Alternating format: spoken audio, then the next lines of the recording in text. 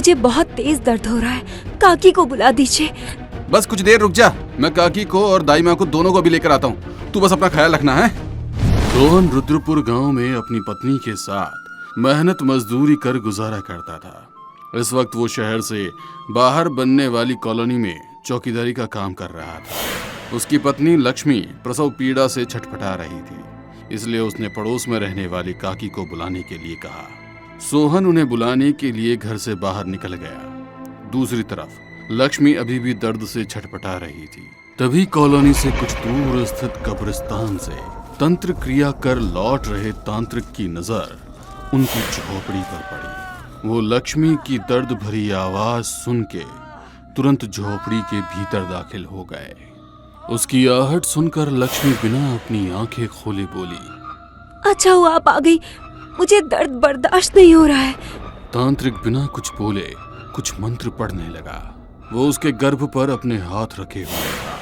देखते ही देखते लक्ष्मी का दर्द कम होने लगा और वो थोड़ी शांत हो गई। अचानक ही कुछ मंत्र पढ़ते हुए उस तांत्रिक ने शमशान की राख उसके गर्भ पर डाली तो तुरंत वो ठीक हो गई। उसे दर्द का एहसास भी नहीं हुआ। तांत्रिक उस बच्चे को और उसके गर्भनाल को लेकर वहां से तुरंत चले गया। लक्ष्मी को दर्द तो नहीं था, मगर रक्तस्राव बहुत ज्यादा था। इस कारण प्रसव वेदना से उसकी मौत हो गई। सोहन जब तक पड़ोस से कोई और दाई माँ को लेकर अपने घर पहुंचा, उसकी दुनिया उजड़ चुकी थी। लक्ष्मी मरी हुई पड़ी थी और उसका बच्चा गायब था। लक्ष्मी, ये क्या हो गया? मैं तुझे बचा नहीं पाया। हौसला रख बेटा, होनी को कौन टाल सकता है, बच्चे की सुध ले। जैसे ही काकी ने सोहन के बच्चों के बारे में पूछा तो सोहन पूरे कमरे में देखने लगा। उसे कहीं भी बच्चा नहीं मिला। काकी, हमारा बच्चा तो यहाँ पर नहीं है, कहाँ गया होगा? ऐसा कैसे हो सकता है, बच्चा तो यही होना चाहिए। काकी, यहाँ पर तो कोई भी नहीं है। दूसरी तरफ तांत्रिक उस नवजात शिशु को लेकर सीधा शमशान पहुंच गया। जलती हुई चिता के सामने उसे लिटाकर उसकी गर्भनाल को एक खून से भरे हुए कटोरे के अंदर डालकर तेजी से मंत्र उच्चारण करने लगा। अय शमशान भैरवी, मेरी बरसों की तपस्या को सिद्ध करने का वक्त आ गया है। तेरी कृपा से मुझे सारी सिद्धि मिली है। बस अब इस गर्भनाल के जरिए मैं उस माँ की आत्मा को गुलाम बनाना चाहता हूँ। उसे मुक्ति मत दे, मैं उस शाख चुन्नी को भी अपने बस में कर लूंगा। कहते हुए वो जोर जोर से हंसने लगा। फिर वो गर्भनाल के जरिए लक्ष्मी की आत्मा का आह्वान करता है, क्योंकि माँ गर्भनाल के जरिए ही अपने बच्चों से जुड़ी होती है। वो बच्चे को अपने एक हाथ में उठाकर हवा में लटका देता है।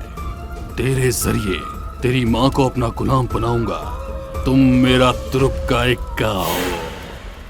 कहते हुए वो बच्चों को दो हड्डियों से क्रॉस बनाकर उस पर लिटा देता है।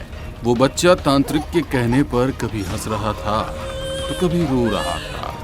तांत्रिक अपनी हथेली में चीरा लगाकर खून से उस बच्चे का स्नान कराता है।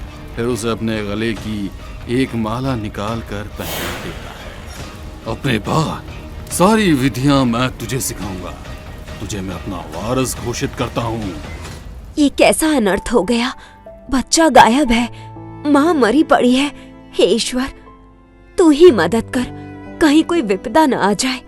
अंधेरी रात में आसमान के ऊपर काले बादल छाए हुए थे। हल्की हल्की बारिश की बूंदें धरती पर बरस रही थी। जंगल के बीच बारिश की बूंदें गिरने की वजह से कीचड़ भरा हुआ था। सुबह के 4 बज रहे थे। उस सुनसान रास्ते पर एक बच्चा तेजी से रो रहा था। दैनिक कार्य इसमें नियत होने के लिए गांव की झुंकी उस रास्ते पर जा रही थी। बच्चों के रोने की आवाज सुनकर उसके पैर ठिठक गए। इस सुनसान जंगल में बच्चा रो रहा है। ना जाने किसने अपना पाप छुपाने के लिए जंगल में फेंक दिया। शायद ईश्वर चाहते हैं कि मैं उसे अपना लूं। खुद से ही बात करते हुए झुंकी उस बच्चे की तरफ जाने लगी। उसने जैसे ही उस बच्चे को उठाया तो तांत्रिक की आंखों में चमक आ गई और वो वापस शमशान लौट आया। मैं यही तो चाहता था कि झुमकी उसे उठा ले। शमशान के पास रहने वाली झुमकी के आंगन में कोई भी नहीं झांकता। किसी को पता नहीं चलेगा कि बच्चा उसके पास है और मैं भी उस पर निगाह रख सकता हूँ। जब वो 16 साल का हो जाएगा तब उसे अपने साथ लेकर चला जाऊंगा। बस 16 साल का इंतजार और 16 साल बाद। इन 16 सालों में सोहन अपनी जिंदगी में आगे बढ़ चुका था। पत्नी और बच्चे को खोने के बाद उसने दूसरी शादी कर ली थी।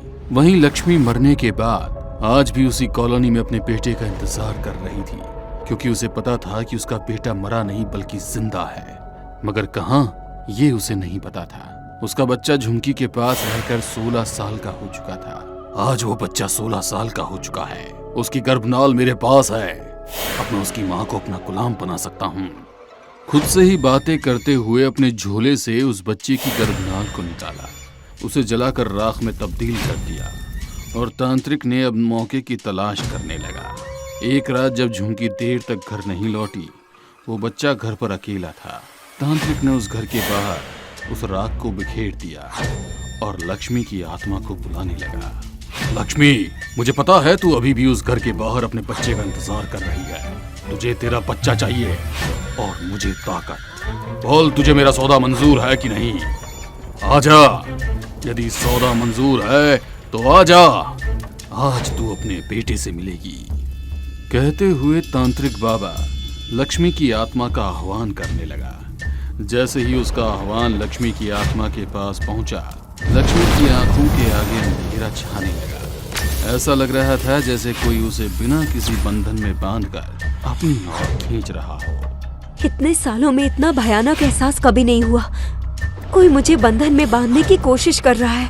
एक भटकती हुई माँ को कोई अपने बंधन में नहीं बांध सकता है। जब तक मैं अपनी संतान से न मिल लूं, मुझे कुछ भी नहीं रोक सकता, कोई भी नहीं। लक्ष्मी खुद को रोकने की कोशिश कर रही थी, मगर तांत्रिक ने उसे गर्भनाल से बंधन में बांधने की कोशिश की थी। इसीलिए उसे आना ही पड़ा, मगर वो गुस्से में थी। तूने मुझे क्यों बुलाया है? क्या तुझे मेरा जरा सा भी खौफ नहीं है? मैं अपने बच्चे के लिए तड़प रही हूँ। उस तांत्रिक ने लक्ष्मी की बात का कोई जवाब नहीं दिया और सिंदूर में नींबू का रस मिलाकर एक चौकी के आसपास आड़ी टेढ़ी रेखाएं बनाने लगा।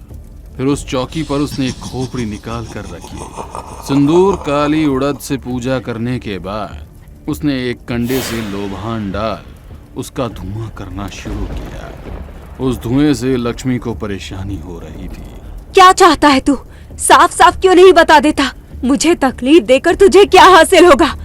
शायद तुझे शेख चुनने की ताकत का अंदाजा नहीं है। मुझे पता है कि तुझे तेरा बच्चा चाहिए और मुझे चाहिए ताकत। बोल, अपने बच्चे के बदले मुझे अपनी सारी ताकत देगी? अपने बच्चे के बारे में सुनकर लक्ष्मी भावुक हो गई। मेरा बच्चा कहाँ है? मेरा बच्चा, मुझे उससे मिलना है। पहले वचन दे, फिर मैं उसका पता दूंगा। मैं अभी इसी वक्त तुझे अपनी सारी शक्तियाँ सौंपती हूँ। तू बस मेरे बच्चे का पता बता दे। कहते हुए लक्ष्मी जमीन पर बैठ गई। उसके शरीर से रोशनी की किरणें निकलकर तांत्रिक के शरीर में समा रही थी। तभी अचानक झुमकी वहां पर आई और लक्ष्मी को रोकते हुए बोली, तुम जो कोई भी हो, रुक जाओ। ये तांत्रिक तुम्हारी शक्तियों का दुरुपयोग करेगा। लक्ष्मी ने झुमकी की आवाज सुनी और क्रोध में उसके सामने जाकर खड़ी हो गई। गुस्से में लाल उसकी आंखों का तेज झुमकी के शरीर पर पड़ा तो वो जमीन पर गिर गई। जैसे ही वो गिरी, एक 16 साल का जवान युवक भागते हुए उसके पास आया और उसे अपनी बाहों में उठा लिया। लक्ष्मी की आंखों की ताकत देखकर ही तांत्रिक थोड़ा हैरान हो गया। लक्ष्मी, इन सब बातों में अपना समय व्यर्थ मत कर। सिर्फ आज रात का समय है तेरे पास। तू अपने बच्चे से मिल सकती है। मुझे अपनी शक्तियां दे दे। तांत्रिक के कहने पर लक्ष्मी अपनी सारी शक्तियां दोबारा उसे देने की कोशिश कर ही रही थी कि झुमकी जोरों से चिल्लाकर बोली, तुझे अपने बेटे से मिलना है ना लक्ष्मी? तो देख, ये तेरा बेटा आज पूरे 16 साल का हो गया है। झुमकी के कहने पर लक्ष्मी अपने सामने खड़े हुए उस लड़के को प्यार से देख रही थी। तभी तांत्रिक ने चौकी पर रखी खोपड़ी पर एक हड्डी पर तेजी से चोट की तो उस लड़के के सर से खून बहने लगा। यदि अपने बच्चे को बचाना चाहती है तो अपनी सारी ताकत मुझे दे दे। कहते हुए तांत्रिक ने खोपड़ी और हड्डी अपने हाथों में उठा ली।